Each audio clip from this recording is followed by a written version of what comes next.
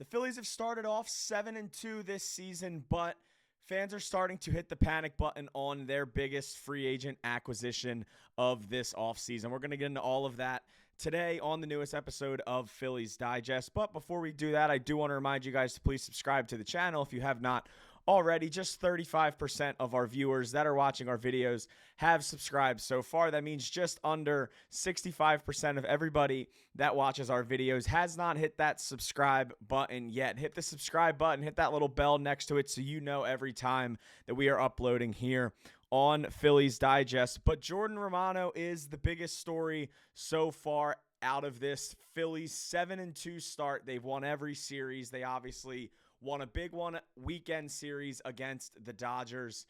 But there's reason to be concerned about Jordan Romano. It has been a rough start so far for the veteran right-handed reliever. He's got a 15.75 ERA throughout his first 5 outings, 4 innings pitched, 6 hits, 7 earned runs, 1 homer allowed, 4 walks to just 6 strikeouts and 89 total pitches. And yesterday was no better. Romano got in to, I believe, the 7th inning yesterday, and it was not good. He started it off with a walk to Andy Pages. He then walked Shohei Ohtani, and then Mookie Betts ripped a double off of him. And it has been a concerning start for Romano as far as the velocity. Obviously, as we know, Jordan Romano is coming off of elbow surgery last season, and it seemed like he was fully healthy coming into the season. And although the team doctors still do believe that Romano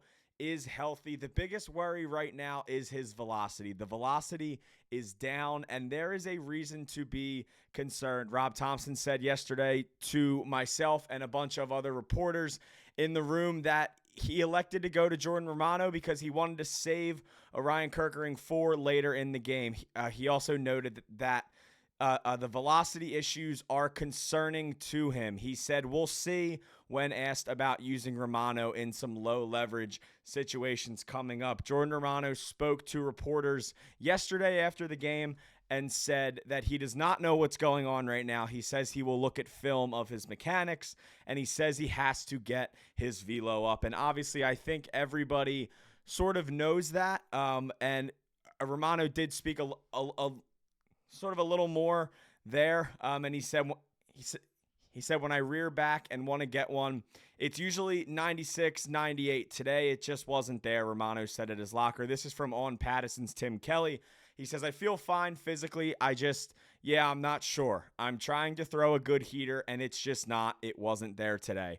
If there's anyone more frustrated by the performance of Romano than Phillies fans, it's the righty himself. He said he's going to dive into video, sort of figure out what could potentially be ailing him right now.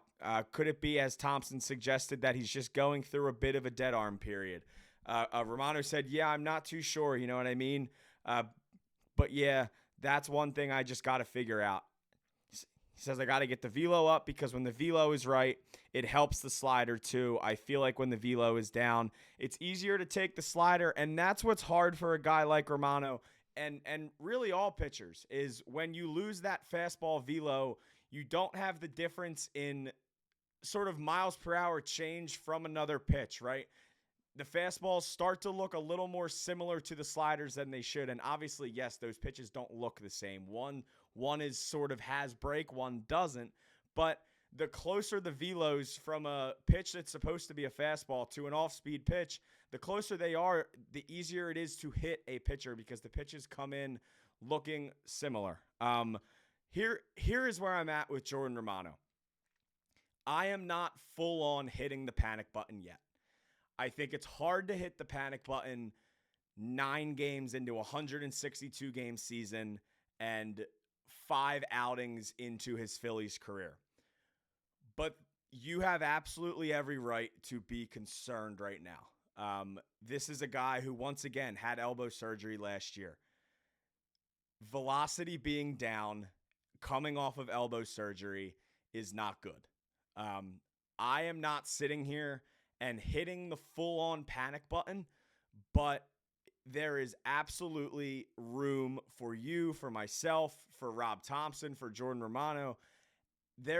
everybody should be a little concerned right now because it's not a good start. And this is getting to a point where the boos are going to start coming in. And we all know how that can affect players. And I shouldn't say start coming in. They've already started. This has potential to go down a bad path for Jordan Romano.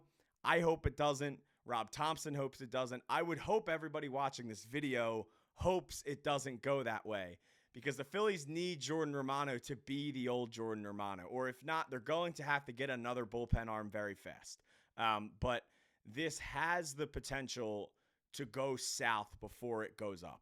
And I do want to get a little more into an article here from Corey Seidman of NBC Sports, or this is his tweet. He says 3 of 5 Jordan Romano's appearances as a Philly have been ugly, behind in the count, slow to the plate, and lower velocity. Very early, but the bullpen picture's a lot different if he's not reliable. And here is the article from Corey Seidman. He says, it wouldn't be at all surprising to see Rob Thomson next use Romano in a lower leverage spot to try to gain him confidence without the game being on the line.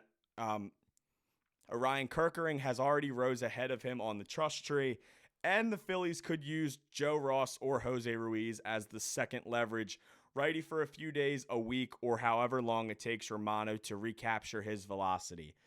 In 2023, his last healthy season in Toronto, Romano averaged 96.8 miles per hour with his fastball. On Sunday, he was 92 to 94. And some of the misses have been uncompetitive, particularly early in the count. To make matters worse, his high leg kick affords base runners ample freedom to run, similar to Craig Kimbrell. That's a recipe for disaster in the later innings of close games when one single or one walk can be the difference. So once again, where are you guys at with Jordan Romano? I get it. There is a huge reason to be concerned. But for me right now on April 7th, I can't hit the panic button, the full-on 100% it's over panic button yet. That's not where I'm at. That could be where you're at. But if we're going to say that we can't take much out of a positive Phillies offense through 9 games because it's too early, I think it's hard to then do that with Jordan Romano. I think he needs a little more time to get the velo back up, to dive into the film, and figure some things out. Because once again, if the Phillies want to continue to push for a World Series, they're going to need another high leverage right-handed reliever in their bullpen. If that's Jordan Romano, that would obviously be the best case scenario.